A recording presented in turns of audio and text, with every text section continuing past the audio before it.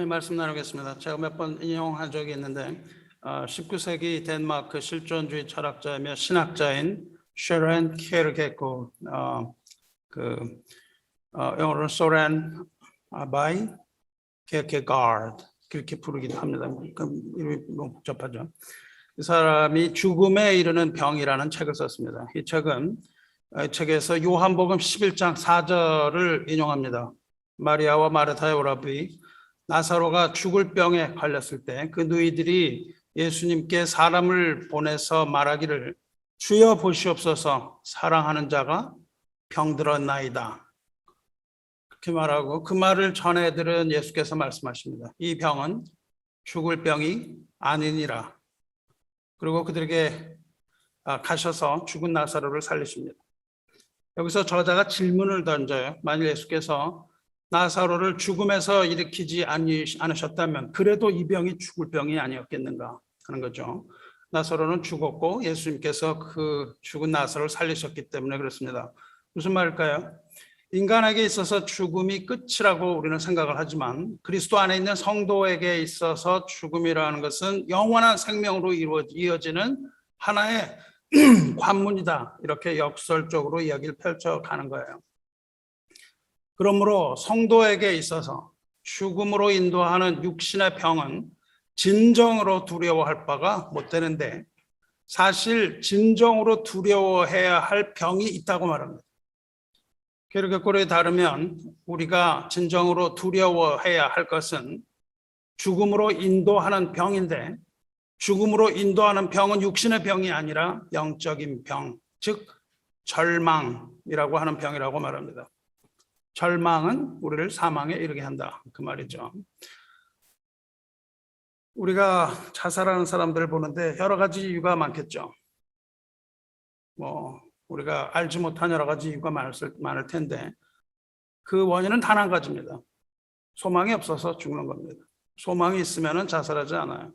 절망은 우리를 사망에 이르게 합니다. 그런데 우리가 아는 것처럼 사실 우리를 사망에 이르게 하는 것은 절망이 아니라 죄죠. 그렇기 때문에 이 사람은 그것을 절망의 죄라고까지 부릅니다. 케르케고르에 따르면 하나님을 향해서 평행으로 맞춰진 우리 영혼의 그 정렬, 우리는 항상 하나님을 향해서 이렇게 평행으로 정렬하고 살아야 돼요. 그걸 얼라인먼트라고 부릅니다. 우리가 우리 영혼을 하나님께 얼라인해야 되는데 그 영혼의 정렬이 무너지면 마침내 절망과 좌절에 빠지고 거기서 헤어나지 못하면 결국은 사망이다. 그렇게 말합니다. 그렇습니다. 이 절망은 깊이를 알 수 없는 늪 같아서 절망에 빠지는 것보다 더 무서운 것은 없습니다. 절망의 늪에서 몸부림치면 칠수록 더 깊은 곳으로 빠져들어가죠. 몸집이 크고 힘이 센 황소나 힘이 센 사람은 발버둥 칠 때 더 빨리 빠져들어갑니다. 결국 헤어나지 못하고 그 깊은 심연의 늪 속으로 빨려 들어갑니다. 절망의 반대말은 소망입니다. 그런데 사실 절망이라는 상태는 존재하지 않아요. 소망의 부재가 절망입니다. 소망이 없는 것이 절망이에요. 어둠이라는 그 존재의 실체가 없고 빛이 없는 상태를 우리가 어둠이라고 부르는 것처럼 소망의 부재, 소망이 없는 상태를 절망이라고 부릅니다. 그런데 만일 우리가 거듭난 하나님의 자녀라면 우리에게 있는 것은 믿음입니다. 그리고 믿음이 소망을 만들어내요. 믿음이 없이는 소망을 가질 수가 없습니다. 거듭난 성도에게 있어서 그러므로 믿음이 있다면 절망이라는 말은 존재하지 않습니다. 우리에게 믿음이 있다면 절망은 존재하지 않아요. 절망한다는 것은 믿음이 없다는 말이죠. 우리를 사랑하시는 하나님의 사랑 안에서 믿음과 소망과 사랑은 하나입니다. 믿음과 소망과 사랑은 하나이며 세상 끝까지 함께하는 것이며 우리를 생명으로 인도하는 겁니다. 그런데 우리에게 절망이 없다는 말이 곧 걱정할 필요가 없고 완벽하고 평화로운 그런 상황이 된다는 뜻은 아닙니다. 오히려 하나님을 향해서 우리의 영혼을 초점을 맞추고 정밀하게 맞추고 사는 사람은 절망할 수밖에 없는 그런 최악의 상황과 정면으로 충돌한다 할지라도 그 마음의 소망과 평정을 잃어버리지 않냐고 마침내 이기고 승리하는 법입니다. 오늘 읽은 죄송합니다. 오늘 읽은 창세기 본문이 바로 이런 상황을 잘 보여줍니다. 창세기 28장부터는 야곱의 나그네 인생, 20년이 넘는 20년을 훌쩍도 넘는 그 야곱의 나그네 인생이 본격적으로 시작되는 장이에요. 험한 세상을 향하여 길 떠나는 시점입니다. 이 시점에서 하나님께서 야곱을 만나시는 장면이에요. 마치 그 자식을 먼 길 떠나보내는 아버지의 모습 같습니다. 이제 야곱이 떠나게 될 길은 아주 험악한 길이에요. 고난의 길입니다. 한시라도 걱정하지 않고는 생명도 부지하지 못할 수 있을 정도의 아주 살기 어려운 그런 고생길입니다. 그런 나그네 길을 살고 야곱이 나중에 애굽으로 갑니다. 애굽으로 가서 바로 왕을 만나요. 애굽에서 바로 왕을 만났을 때 아주 흥미로운 일이 발생합니다. 당시에 요셉을 찾아갔죠. 요셉을 찾아간 게 아니라 이제 찾아가서 요셉을 만났죠. 총리 대신이었던 그 아들 요셉이 아버지 야곱을 바로 왕에게 데리고 가서 소개를 합니다. 야곱을 바로에게 소개하자마자 야곱은 거기서 곧바로 바로를 축복합니다. 재밌는 일입니다. 근데 재밌는 일이긴 하지만 어찌 보면 큰일 날 상황입니다. 상상해 보시기 바라요. 당시에 바로는 천하에서 가장 강력한 권력을 잡고 있는 권력자예요. 이 권력자 앞에 야곱이 나갔는데 야곱은 반대로 아주 초라한 촌부가 아닙니까? 그런데 이 초라한 촌부가 야곱이 바로 왕 앞에 가서 만나자마자 그 초라한 모습의 야곱이 곧바로 왕을 축복하는 거예요. 바로가 어이가 없었던 거죠. 어이가 없는 바로가 야곱에게 묻습니다. 네 나이가 몇 살이냐? 그렇게 물어봐요. 너 나이가 몇이야? 그렇게 물어보니까 야곱이 이렇게 대답합니다. 내 나그네 길의 세월이 130년이니이다. 내 나이가 얼마 못 되니 우리 조상의 나그네 길에 연조에 미치지 못하나 험악한 세월을 보내었나이다. 그리고는 그냥 급하게 바로를 다시 축복하고 나와요. 이거 볼 때마다 저는 좀 약간 웃음이 납니다. 바로와 야곱, 하나님의 사람은 말이죠. 그 바로 같은 권력자도 축복해 줄 수 있는 그런 사람인 것을 믿으시기 바랍니다. 야곱이 오늘 본문에 나오는 오늘 본문에는 베델이 나오죠. 베델을 떠난 후에 험한 나그네 세월을 보내고 이제 나이 130세의 바로를 만나서 우리 조상의 나그네 길에 연조에 미치지 못하나 130밖에 안 됐는데요. 우리 조상들은 더 나그네 길을 오래 살았어요. 그렇지만 나도 험악한 세월 살았습니다. 이렇게 얘기하죠. 이렇게 말하는 거 보면 얼마나 험악한 세월 살았는지 짐작이 갑니다. 하지만 요셉은 이 모든 절망, 그 나그네로서의 삶의 어려움을 다 이겨내고 마침내 하나님의 은혜로 하나님의 집에 돌아갈 수 있었습니다. 할렐루야. 야곱은 참으로 험한 세월 살았습니다. 지금 28장 본문의 내용도 절대절명의 위기 가운데서 일어나는 일이에요. 절대절명의 위기 가운데 아주 필사적으로 도망치고 있는 상황입니다. 자기 형 에서를 속여서 장자권 탈취하려고 했죠. 그런데 그 거짓말한 사실이 들통나게 되고 그 속은 걸 알게 된 에서 화가 머리까지 뻗친 에서가 죽이려고 하니까 황급하게 도망하고 있는 상황입니다. 이렇게 절박한 상황에서 부알세바라는 곳을 떠나서 하란이라는 곳을 향하여 가다가 루즈라는 곳에서 머뭅니다. 그러니까 부알세바를 떠나서 하란까지 가는데 루즈라는 곳에 머물러요. 루즈에 도착했을 때 해가 졌어요. 그리고 아주 피곤해졌습니다. 그래서 그는 하룻밤 유숙하려고 합니다. 부알세바에서 루즈까지 거리가 지도를 보면 한 사흘길 정도 됩니다. 그러니까 밤낮 사흘 동안 허겁지겁 도망친 거죠. 여러분 그렇게 도망치면 얼마나 지치겠습니까? 완전히 기진맥진하고 허탈해진 그런 상태에서 여기에 다다른 셈입니다. 유숙이라는 말은 히브리어 유숙이라는 말은 나그네가 겉옷을 벗어서 바닥에 깔고 그 자기 몸에 그 겉옷을 뚫뚫 말고 밤을 지내는 것, 그것을 유숙이라고 그래요. 요즘은 유숙이라고 하고 노숙이라고도 하죠. 딱히 묵을 만한 곳이 없어서 그냥 길바닥에서 노숙한 거예요. 그래서 자기가 입던 옷을 입을 삼고 겉옷을 입을 삼고 요 삼고 돌을 하나 찾아다가 자기 머리맡에 두어서 그것을 베개 삼고 누워서 잠을 잔 거죠. 얼마나 고된 나그네 삶인지 알 수 있습니다. 하지만 지금 이 순간은, 그렇게 노숙하는 그 순간은 야곱이 하나님의 언약의 말씀을 받게 되는 아주 감동적인 순간입니다. 두 가지가 교차합니다.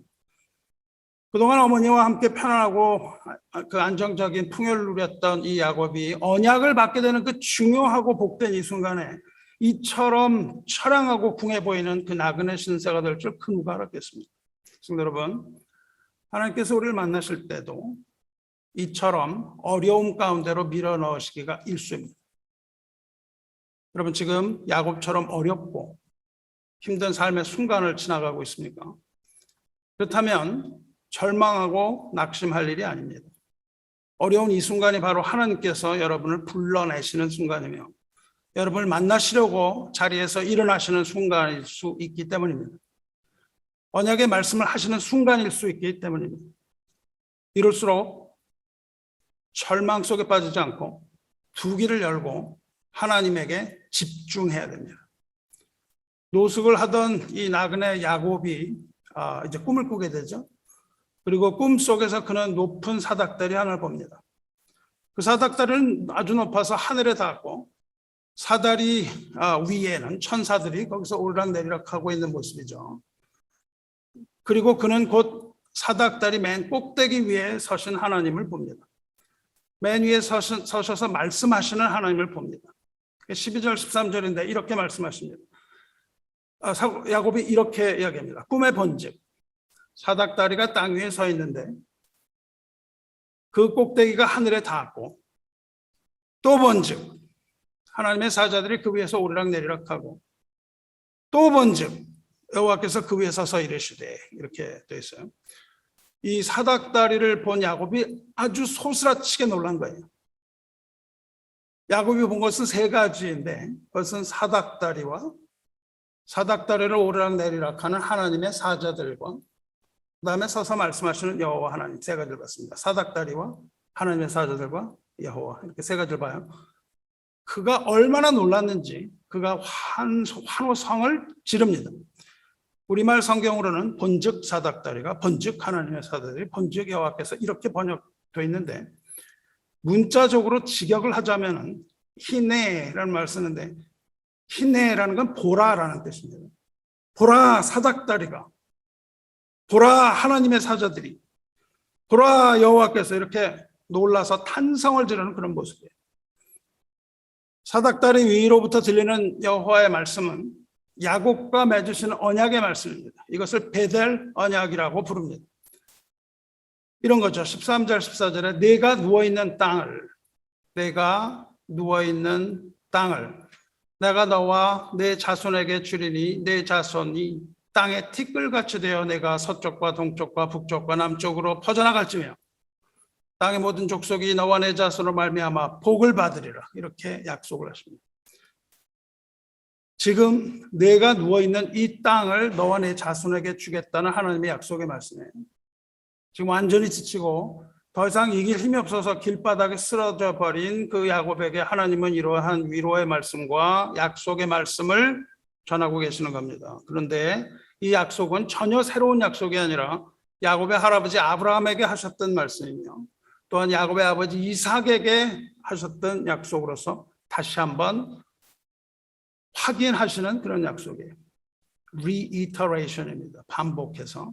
그러니까 하나님께서는 동일한 약속을 아브라함과 이삭과 야곱 이렇게 3대에 걸쳐서 반복해서 약속을 하신 거예요. 사랑하는 성도 여러분, 하나님의 약속은 절대 변하지 않습니다. 하나님이 이 약속, 저 약속, 이 약속, 저 약속을 남발하신 것이 아니라 동일한 약속을 계속해서 가지고 가세요. 그 약속이 창세기로부터 요한계시록까지 동일한 약속입니다. 하나님은 신실하셔서 그 약속이 절대 변치 않을 뿐만 아니라 그 약속을 지키십니다. 하나님이 하실 수 없는 것 중에 하나가 하나님의 입으로 하신 약속을 어기실 수 없는 그것이니까요.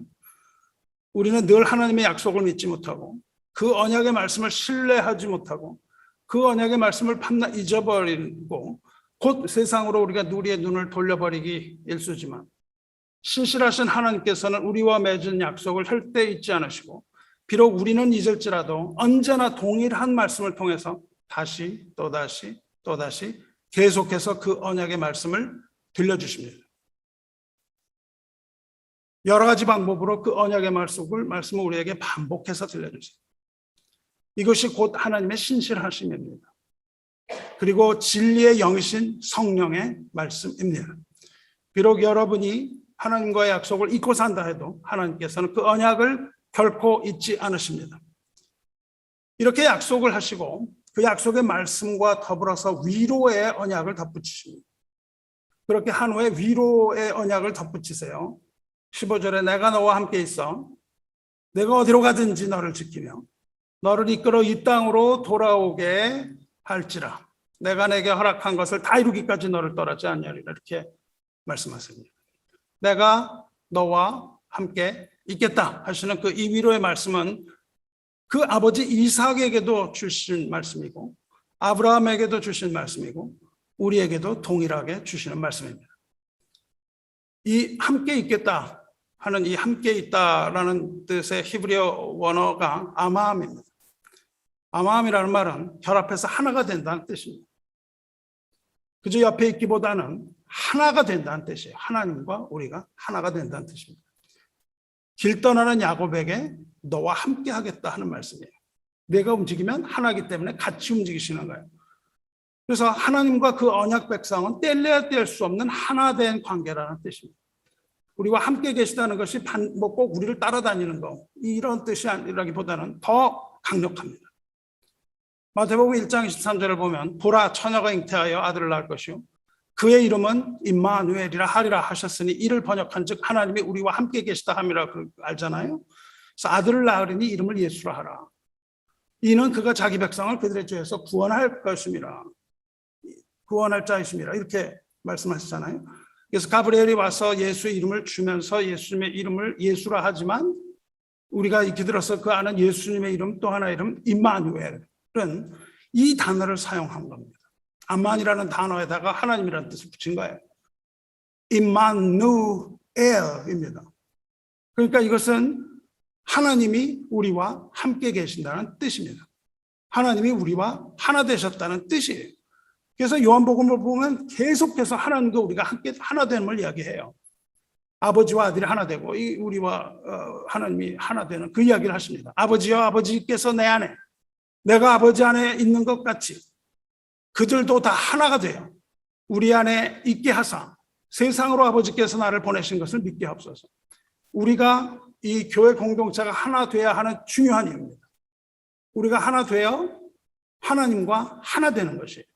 그래서 아버지와 아들이 하나인 것처럼 우리들과 아버지가 하나가 되는 것에 있어서 공동체의 교회에 대한 이야기가 다 나옵니다. 그들도 다 하나가 되어 우리 안에 함께 하사 그 삼위일체 하나님 앞으로 쑥 들어가는 것이 바로 그거예요. 결국 하나님이 우리와 함께 하신다는 이 위로의 말씀은 우리가 예수 그리스도와 하나 되어 한 몸이 된다는 뜻입니다. 그래서 이 교회가 그리스도의 몸인 거예요. 그리스도와 하나라는 겁니다. 그렇기 때문에 내가 너와 함께 있어 내가 어디로 가든지 너를 지키며 하신 말씀은 곧 주님이 우리 나그네 여정에 하나 되어서 동행하신다는 뜻이기도 해요. 그렇기 때문에 우리는 한없는 위로를 받는 겁니다. 주님께서 부활 승천하실 때에도 동일한 약속을 하셨어요. 하늘과 땅의 모든 관세를 내게 주셨으니 그러므로 너희는 가서 모든 민족을 제자로 삼아 아버지와 아들과 성령의 이름으로 세를 베풀고 내가 너희에게 분부한 모든 것을 가르쳐 지키게 하라. 볼지어다 내가 세상 끝날까지 너희와 항상 함께 있으리라. 그렇게 말씀하십니다. 어떤 상황에서도 우리는 결코 혼자가 아니고 언제나 함께 하시는 임마누엘 하나님과 하나가 되어가는 거예요. 그런데 자살을 시도하는 사람에게 마귀가 뭐라고 말합니까? 너는 혼자다. 그 얘기를 해요. 너는 혼자야. 아무도 이 세상에 너를 도와줄 사람은 없어. 너는 이 세상에 혼자잖아. 부모가 무슨 소용이? 이런 말을 하죠. 그때 우리가 이기는 방법은 뭡니까? 기록되었을 때 주님께서 말씀하시기를 볼지어다 내가 세상 끝날까지 너희와 항상 함께 있으리라 말씀하셨다라고 말함으로써 마귀를 물리쳐야 합니다.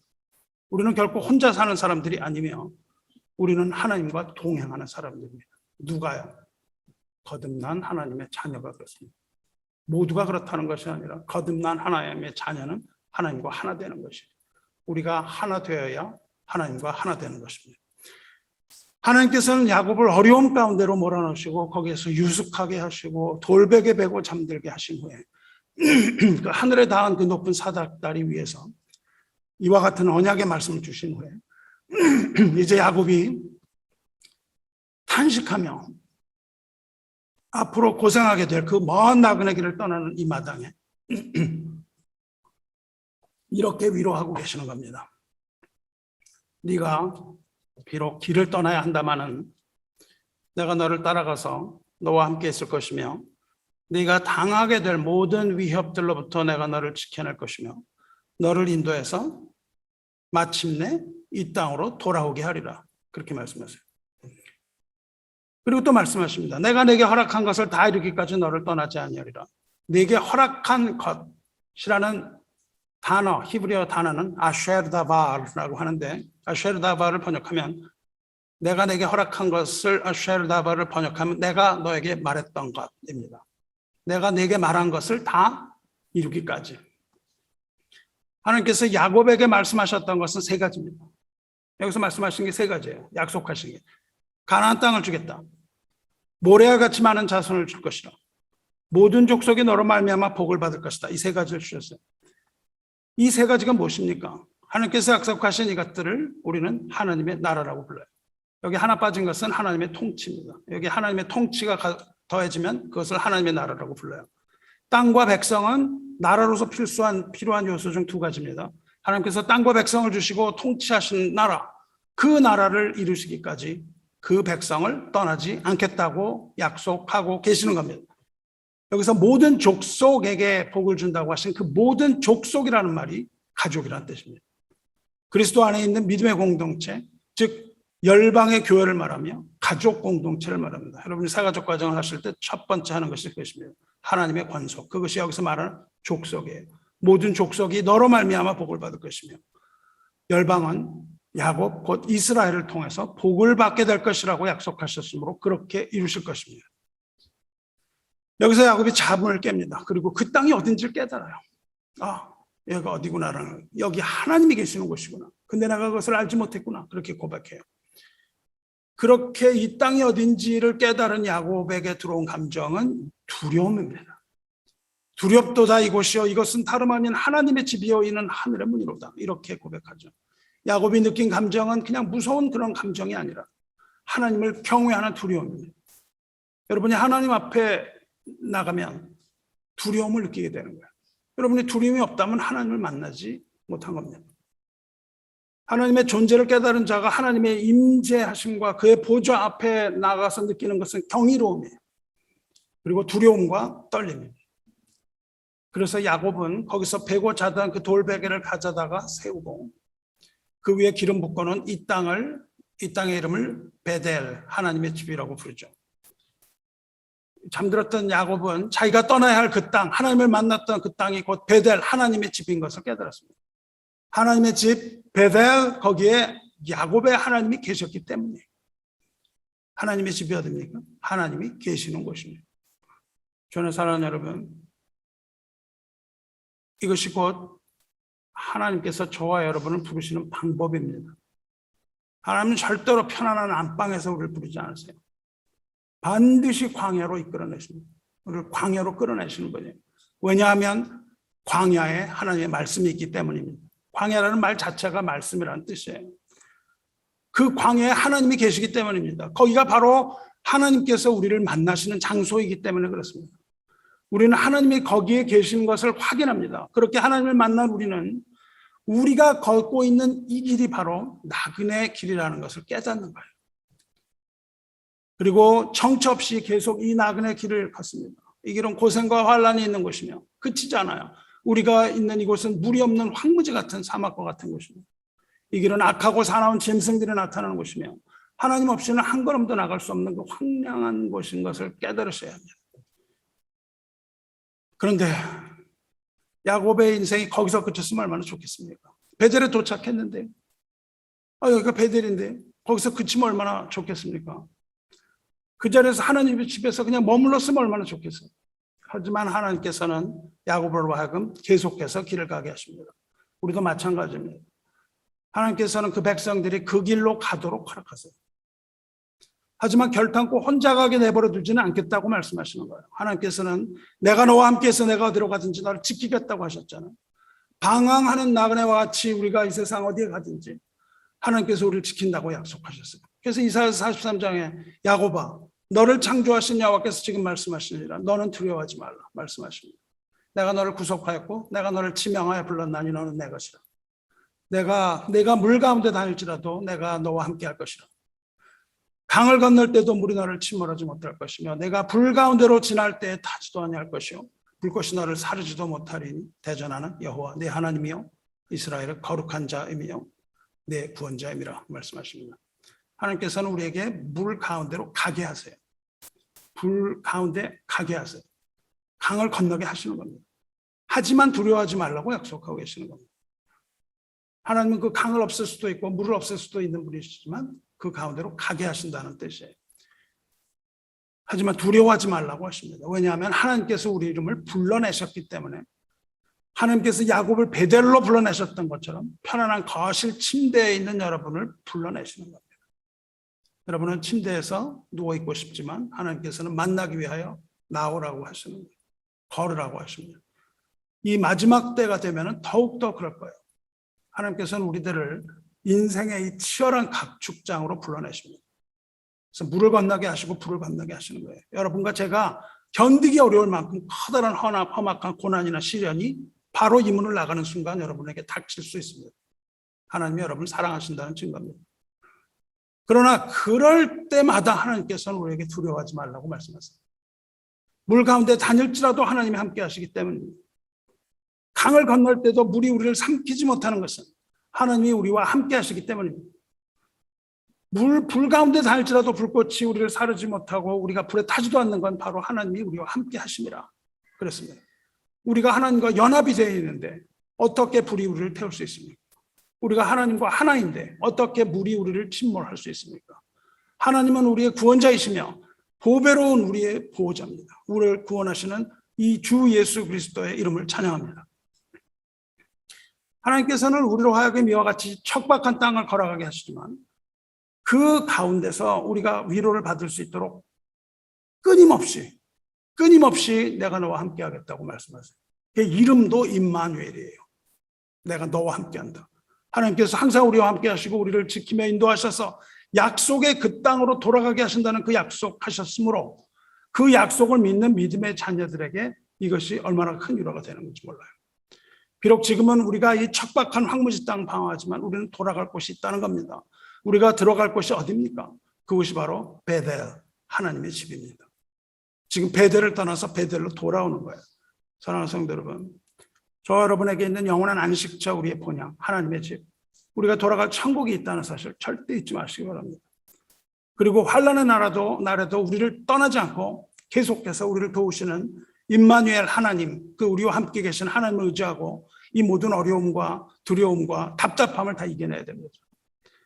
하나님이 함께 하셔서 우리를 눈동자와 같이 지키실 것이며 우리를 이끌어서 반드시 하나님의 집으로 돌아가게 하신다고 약속하시고 그 약속을 지키실 겁니다.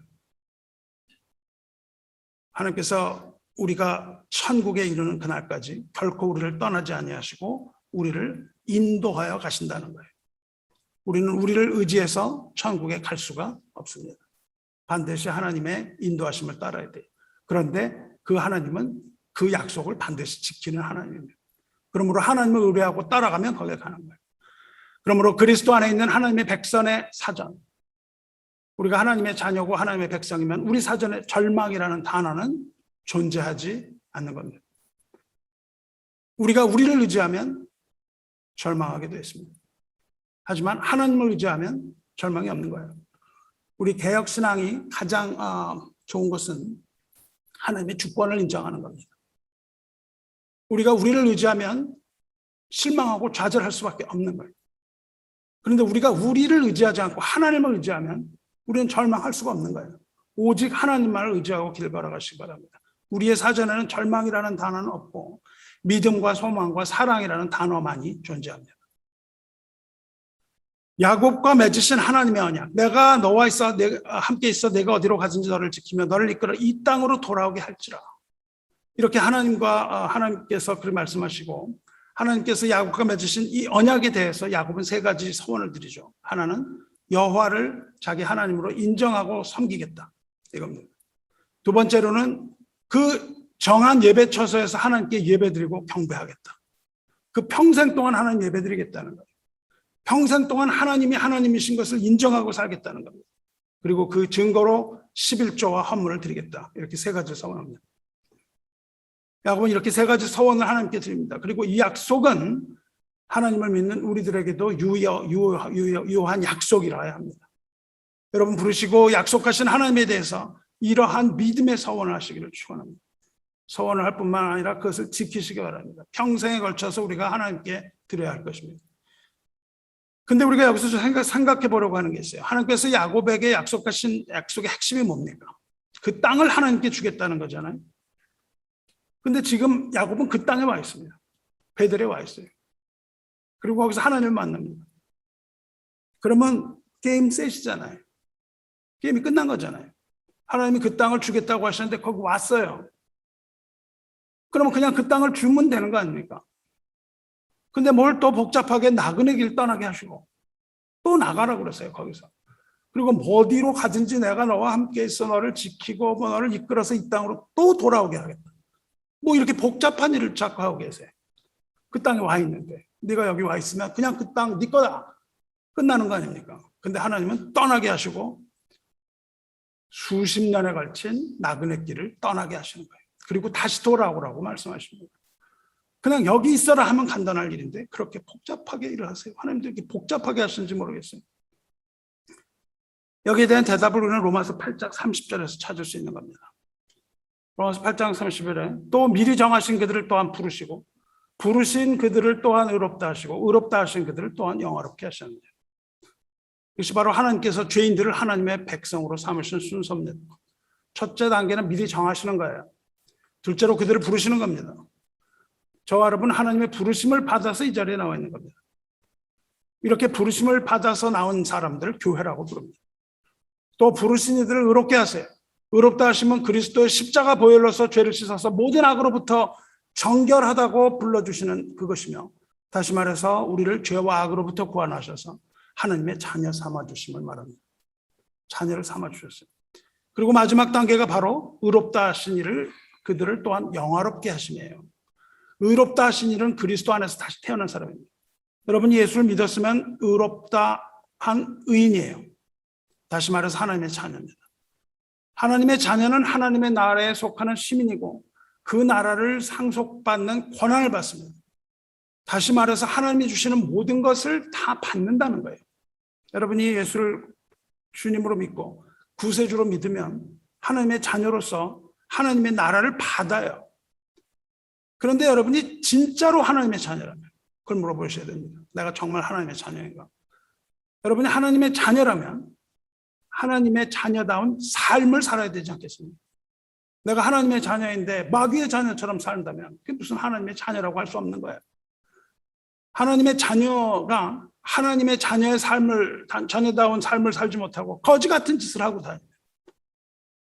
그 좋은 옷을 입고 다녀야 되는데 거지같이 목욕도 안 하고 냄새나는 길을 다닌다면 어찌 우리가 하나님의 자녀라고 말할 수 있습니까?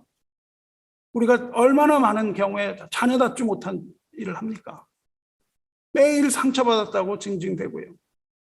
매일 우리가 일이 안 된다고 그러고요. 밤낮 뭐 하는 거는 다 부정적이고요. 이런 삶을 살다면 어찌 우리가 하나님의 자녀라 할 수 있습니까? 하나님의 자녀는 그러한 삶 가운데에서도 믿음을 갖고 소망을 갖고 사랑을 가지고 살아가는 것이 하나님의 자녀예요. 그래서 하나님은 그 자녀가 자녀다운 삶을 살 때까지 훈련하시는 겁니다. 훈련을 시켜서 그리스도와 같은 삶, 하나님 나라에 합당한 자녀로 하나님 만드시는 거예요. 그래서 야곱 나가 그러시는 겁니다. 집 밖으로 내보내시는 거예요. 이 단계를 우리는 성화라고 부르고 이것을 통과한 자녀는 마침내 하나님 나라에 합당한 자녀가 되는 겁니다. 그것을 지금 로마서가 말하는 영화, glorification이라고 불러요. 아버지는 그 자녀가 자녀에게 합당한 삶을 살도록 그에게 적합한 훈련을 주고 그것을 통과하게 하시는 겁니다. 통과하지 못하면 다시 해야 됩니다. 여러분, 전쟁에 나가는데 총을 쏠 줄 못하면 어떻게 내보내겠습니까? 반드시 총을 쏠 수 있도록 훈련해야 되는 거예요. 자녀가 힘들어도 아버지는 포기하지 않습니다. 언제까지 그렇게 하실까요? 될 때까지 하시는 겁니다. 우리 될 때까지 하는 거예요. 패스해야 됩니다. 이것이 바로 야곱이 나그네 길을 걷는 이유입니다. 야곱이 누굽니까? 야곱이라는 이름은 남의 발꿈치 붙잡는 사람이에요. 남 딴지 걸고 형이 나가려고 그러는데 못 나가게 하고 사기꾼이고 회방꾼이고 강도고 사기꾼이고 협작꾼이에요. 나중에 하나님이 이스라엘이라는 이름을 주시기 전에 뭐라고 그러는지 아세요? 내 이름이 무엇이냐? 저요? 사기꾼입니다. 그렇게 고백하게 만드십니다. 그 사기꾼이 변하는 거예요. 이 야곱은 하나님 보시기에 선한 것 하나도 없고 악인이요 죄인이에요. 어떻습니까? 제가 바로 야곱이라는 겁니다. 제가 아는 목사님이 이름이 저한테 물어보고 몇 번 바꾸셨는데 결국 야곱으로 바꿨어요. 제이콥. 왜 제이콥? 본인이 야곱이라는 고백입니다. 여러분과 제가 야곱이에요. 하나님 보시기에 의로운 사람 세상에 하나도 없습니다. 하나님 앞에 모두 다 악하고 추한 모습 가진 사람들 뿐입니다. 그런데 사랑의 하나님께서는 우리 같은 자들 부르신 겁니다. 그런데 우리는 아직도 거지왕자죠. 부르셨을 뿐만 아니라 우리 주 그리스도 예수의 십자가와 거기서 피 흘림을 얻은 자마다 의롭다고 하셨어요. 거지 같은 옷을 입고 있는 거짓 왕자인데 의롭다고 하세요. 우리에게 뭐 선한 게 있어서 그런 게 아닙니다. 그 이유는 오로지 우리를 향하신 하나님의 사랑 때문이에요. 우리를 향한 하나님의 자비 때문에 그렇습니다. 하나님의 은혜로 우리에게 값없이 주어지는 것이 바로 십자가 복음이에요. 주 예수 그리스도의 사랑이요, 그것을 우리는 은혜라고 부릅니다.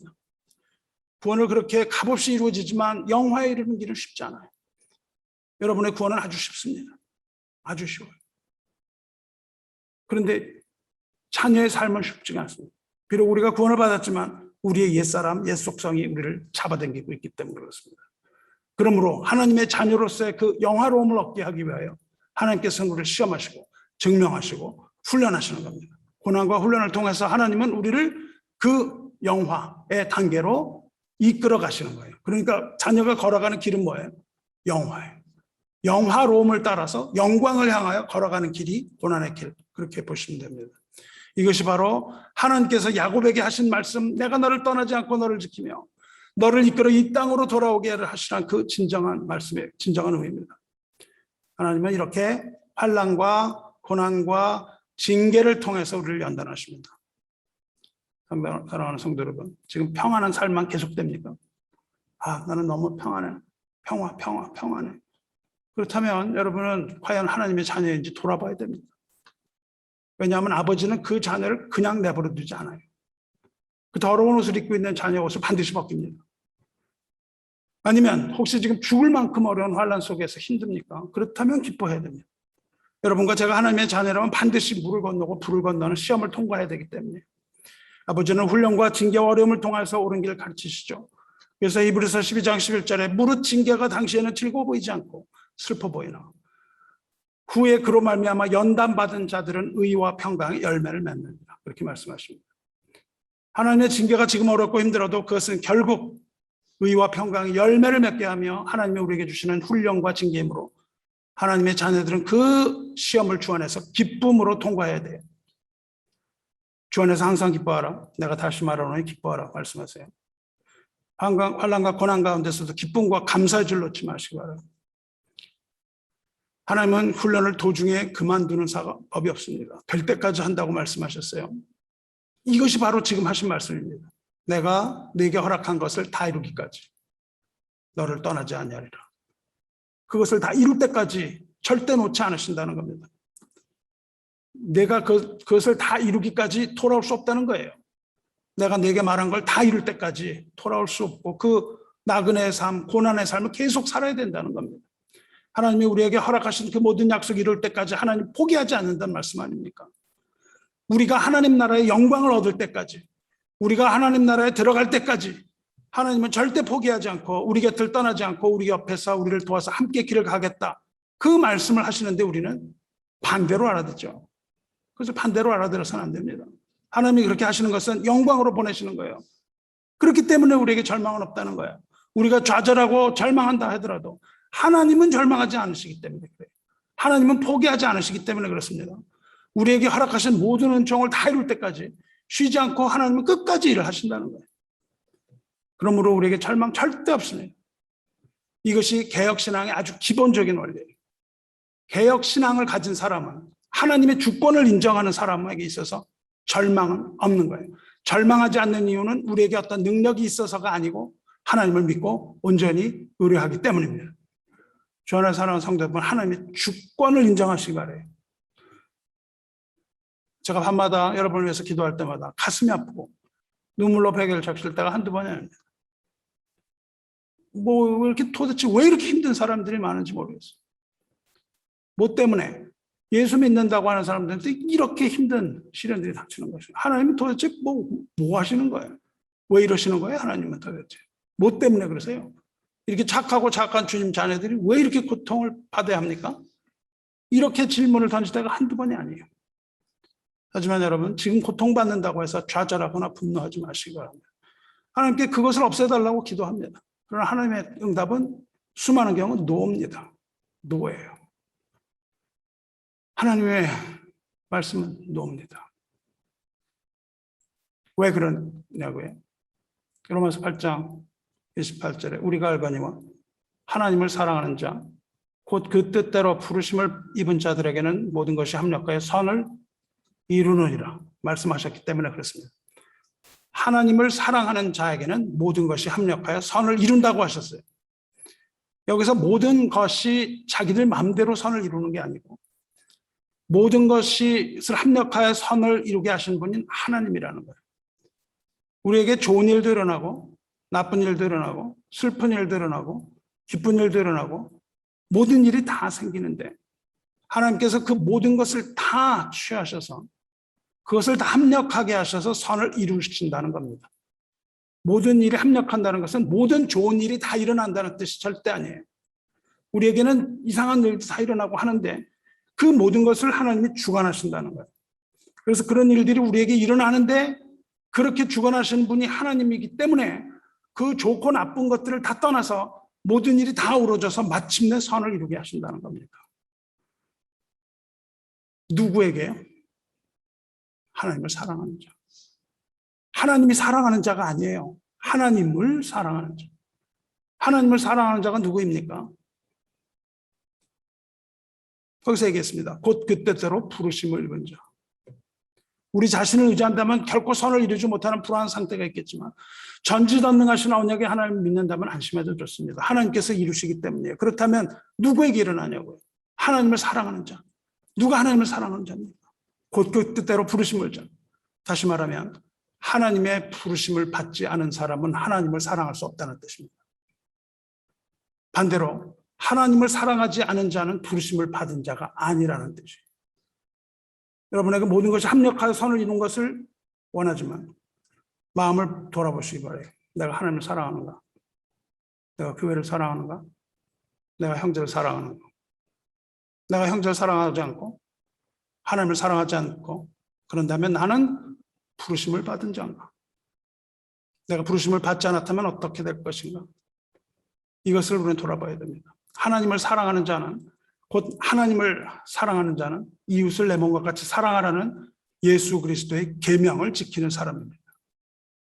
예수 그리스도의 계명을 지키는 자에게는 하나님의 부르심을 받고 그리스도의 사랑의 계명을 지키는 자에게는 모든 것이 합력하여 선을 이루느니라 이렇게 읽으시면 됩니다. 예수님을 따라가지 않고 예수님의 계명을 지키지 않은 자에게는 모든 것이 합력하여 선을 이루지 않습니다. 그러면 여기서 하나님을 사랑하는 자는 계명을 지키는 자요 곧 자기를 부인하고 예수를 따라가는 예수님의 제자들입니다. 그들에게만 하나님께서 모든 것이 합력하여 선을 이루게 하세요.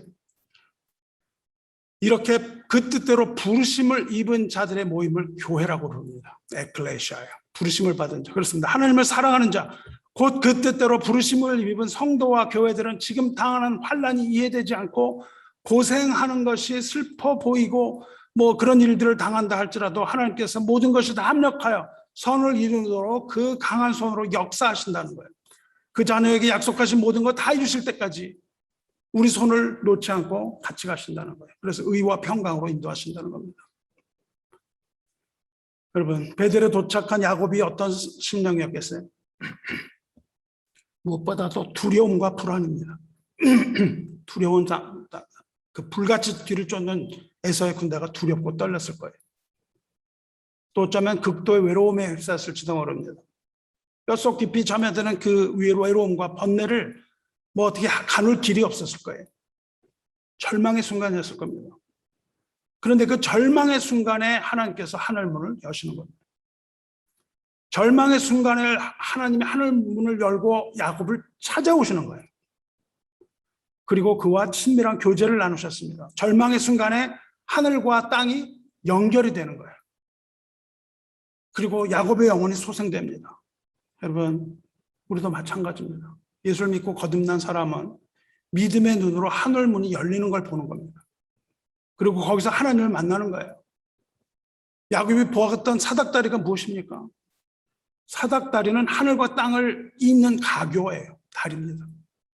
하늘과 땅을 잇는 그 가교라는 건 하늘과 하나님과 인간을 사이에 있는 중보하는 사닥다리예요.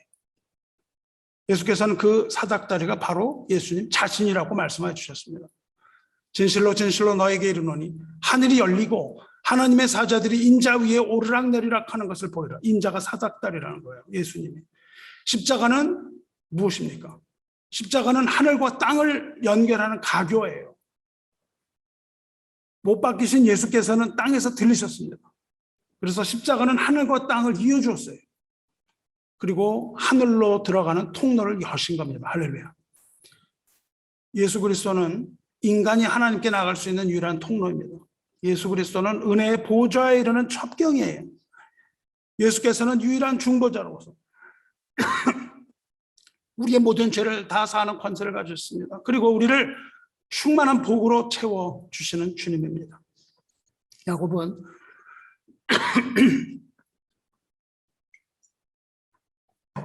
지금 그리스도의 임재를 경험한 겁니다. 예수님의 임재를 경험한 거예요. 그리고 이 체험이야말로 피곤하고 지친 야곱에게 최고의 위로와 안식이 되었습니다. 여러분도 이와 같이 강력한 체험하시기를 주님의 이름으로 축원합니다. 오늘도 절망의 뼈아픈 고독 속에서 몸부림치는 자에게, 나그네와 행인으로 이 세상을 여행하는 그들에게 하늘과 땅을 잇는 그 사닥다리신 예수께서 찾아오시는 겁니다. 찾아오셔서 저 여러분에게 참된 평화와 용기와 위로를 허락하시기를 주님의 이름으로 축원합니다.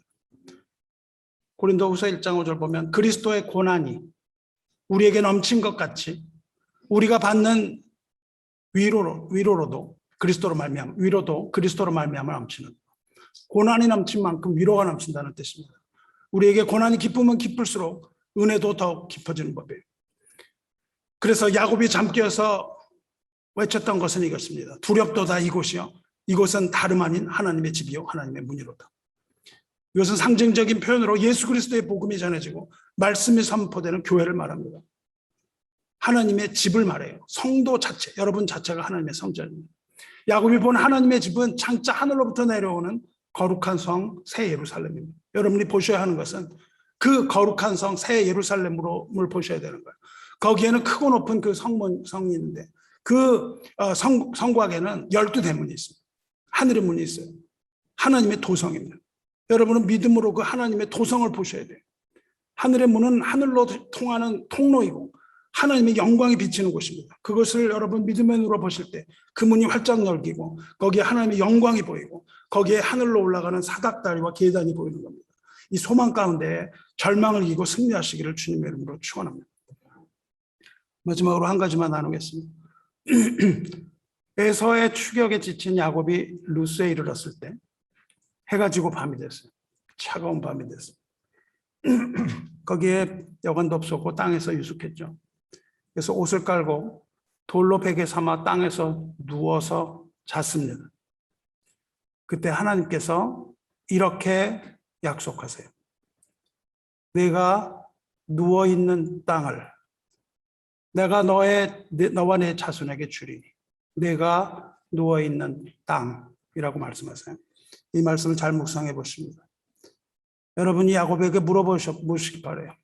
그 땅이 어땠습니까? 누워있던 땅이 어땠어요? 물어보세요. 야곱에게 그렇게 묻는다면 이렇게 대답하지 않겠습니까? 내가 누워있던 그 땅은 차가웠다. 그렇게 대답할 거예요. 내가 누워있던 그 땅이 포근했다. 그렇게 대답 절대 안 할 겁니다. 그렇습니다. 지금 야곱에 있어서 자신이 누워있는 그 땅, 그것보다 더 초라한 것이 무엇이 있었겠습니까? 실로 야곱에게 있어서 가장 불행한 암흑기 중에 하나였어요. 그럼에도 불구하고 하나님께서는 꿈을 통해서 그토록 처절한 순간이 야곱에게 있어서 가장 영광스러운 장면으로 바뀌게 하셨어요. 내가 누워있는 이 땅을 내가 너와 내 자손에게 주리니. 이것은 황급하게 도망가던 중 날이 더물자 돌베개 베고 기진맥진하면서 쓰러져 있는 야곱에게 주신 위로의 말씀이며 동시에 미래의 영광을 보여주신 격려의 말씀입니다. 왜냐하면 거기가 베델이기 때문에 그래요. 성도 여러분, 오늘날 야곱처럼 괴로움과 고통에 시달리는 여러분 영혼을 위해서 이것보다 더 귀한 약속이 없습니까? 하나님의 이 약속은 광야가 변하여 강이 될 것이며 사막이 변하여 길이 될 것이며 죽음의 칼보리가 변하여서 생명의 시온이 될 것이라는 약속이기 때문에 그래요. 우리가 시련당하고 고통받는 그 어둠의 날이 변해서 곧 승리의 부활의 새벽이 될 것이기 때문에 그렇습니다. 성도 여러분, 지금 여러분이 누워있는 땅을 보시기 바라요. 여러분이 누워있는 이 장소를 부인하거나 거부하지 말고 주님을 의지하시기 바라요. 고통받는 이곳이 바로 하나님의 집일 수 있기 때문에 그렇습니다. 고난받았던 의인들에게 물어보시기 바라요. 요셉에게 물어보세요. 언제가 힘들었습니까? 당신 어떻게 하나님을 만났습니까? 그러면 자기가 빠졌던 깊은 웅덩이를 보여줄 겁니다. 욥에게 물어보시기 바라요. 앉아서 몸을 긁어대던 그 기왓장 여러분에게 보여줄 거예요. 다윗에게 물어보시기 바라요. 사울이 가졌던 창을 보여줄 겁니다. 그리고 그 어둠 속에서 만들어냈던 그 찬송들을 들려줄 거예요. 사도 요한에게 물어보세요. 반모섬에서 고생하던 그 손 보여줄 거예요. 여러분, 사도 요한계시록 멋진 책 같죠? 사도 요한이 얼마나 고생하면서 그걸 썼는지 아십니까? 예수께서 누워있던 땅은 어디였습니까? 예수님 누워있던 그 땅은 차가운 땅, 고통의 장소에 누워있는 겁니다. 그 고통의 장소에 누려있는 여러분, 그 흔들리는 여러분의 영혼도 두려움과 고통이 변해서 기쁨이 될 줄로 믿습니다. 시온에서 슬퍼하는 자에게 화관을 준다고 약속하셨어요. 죄를 뒤집어 쓰고 회개하는 자에게는 죄 대신에 기쁨의 기름이 주어질 것이라고 약속하셨습니다. 슬픔은 찬송의 옷으로 변할 것이라고 약속하셨어요. 근심이 바뀌어서 의의 나무가 된 거라고 말씀하셨습니다. 즉 하나님께서 심으신 그 영광의 열매를 맺을 거라고 말씀하셨어요. 그래서 로마서 8장 18절에는 생각하건대 현재의 고난은 장차 우리에게 나타날 영광과 비교할 수 없다 말씀하셨습니다. 현재 받는 고난은 유익을 주시는 하나님의 선물입니다. 주님의 이름 찬양하시기 바라요. 그리고 베델의 그 차가운 땅, 여러분의 베델이 어딘지 보시기 바랍니다. 그 베델에서 하나님의 물 만나시길 축원해요. 여러분의 그 고독한 시간이 여러분의 머리에 영광의 면류관을 씌워주는 겁니다. 그 우울한 세월이 변해서 기쁨이 되는 겁니다. 황량한 마음이 변해서 기쁨의 노래를 부르게 되는 겁니다. 하나님의 선물입니다. 가시나무가 장미로 변하는 겁니다. 골짜기가 변해서 언덕이 되는 겁니다. 굽은 것이 다 펴질 거예요. 그리고 안개는 걷히고 햇살이 빛날 것이고 어둠이 빛으로 실패가 승리로 눈물과 골짜기가 기쁨의 큰 길로 바뀌게 된다고 약속하셨어요. 여러분, 우리가 누워있는 이 어두운 밤을 가르면서 하늘로부터 내려오는 그 하나님의 음성을 들어야 됩니다. 그 캄캄한 밤에 야곱이 들었던 음성을 들어야 돼요. 하늘 문이 열리는 걸 보셔야 됩니다. 내가 줄 상급은, 내가 너에게 상급을 줄 텐데 내가 너에게 줄 그 상급은 네가 지금 누워있는 그 차가운 땅 속에 숨겨져 있다 말씀하시는 겁니다. 우리가 그렇게 차갑게 느끼는 그 땅 속에 그곳이 바로 베델이고 거기가 하나님을 만나는 장소고 하나님을 믿는 사람에게 보여주는 겁니다. 그러므로 하나님을 믿는 사람에게 차가운 땅은 더 이상 없습니다. 완전히 하나님께 의지하는 자에게 차가운 땅은 없어요. 믿는 자에게는 그것이 차가운 땅이 아니라 하나님의 집입니다. 거기가 하나님을 만나는 장소예요. 베델입니다. 정리하면 하나님의 백성은 어떤 상황에 처하든지 너무 힘들어서 하나님을 잊어버리는 그 순간에도 하나님께서 찾아오신다는 걸 잊지 말아야 됩니다. 그리고 그 곁에 함께 계신다는 이 한 가지를 잊지 마시기 바랍니다.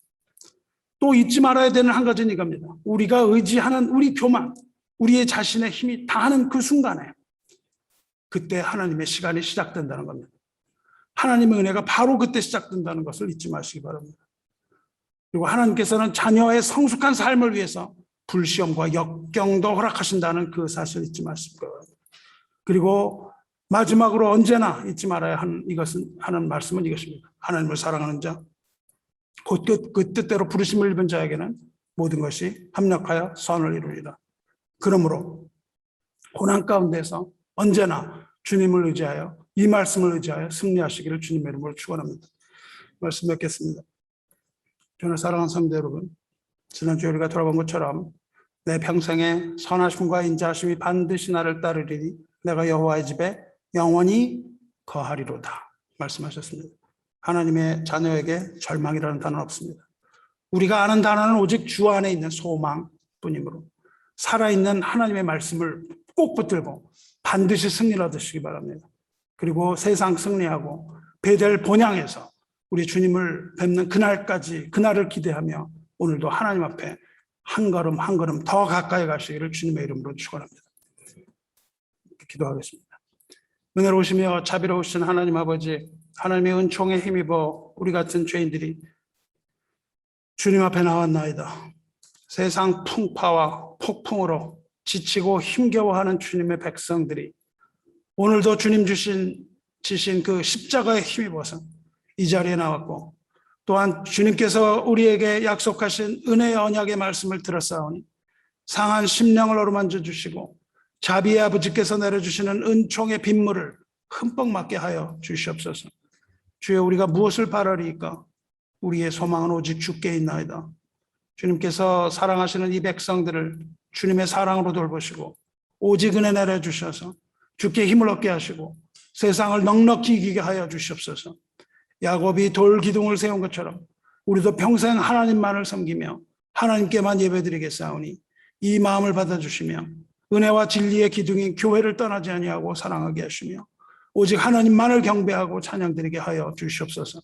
주님을 가까이 하는 것이 오히려 고생이오나 보이는 것은 잠깐이요 보이지 않는 하나님의 나라를 늘 사모하며 살게 하시고 그 나라가 임할 때까지 여기 모인 주님의 자녀들이 그의 나라와 그 영화를 바라볼 수 있도록 믿음의 눈을 뜨게 하여 주시옵소서. 우리들이 모두 복음으로 돌아가기를 원합니다. 우리가 복음으로 돌아가기를 원할 때 십자가를 지시고 우리를 위하여 귀중한 피를 흘리사 우리를 능히 구원하시고 그 모든 것을 이룰 때까지 우리를 떠나지 아니하시는 하나님의 아들 우리 주 예수 그리스도의 이름으로 간절히 기도드리옵나이다. 아멘.